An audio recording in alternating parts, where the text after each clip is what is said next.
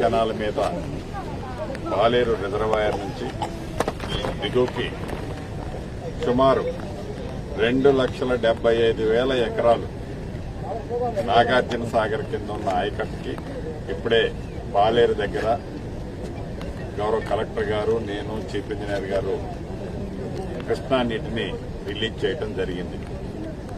సుమారు 37 మండలాల్లో ఈ 2,75,000 ఎకరాలు తెలంగాణ రాష్ట్రంతో పాటు ఆంధ్రప్రదేశ్లో కూడా సుమారు 1,20,000 ఎకరాలకు ఈ నీరు ఆంధ్రప్రదేశ్ ప్రాంతానికి కూడా వెళ్తుంది.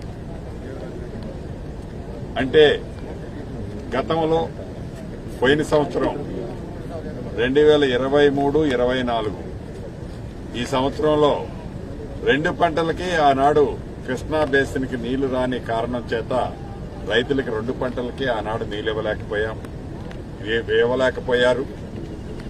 తదుపరి అంతకుముందు సంవత్సరం కూడా 1 పంటకే నీరివ్వటం జరిగింది. కృష్ణా పరివాహక ప్రాంతాల్లో సరిగ్గా వర్షాలు లేని కారణంగా, నీళ్లు రాని కారణంగా.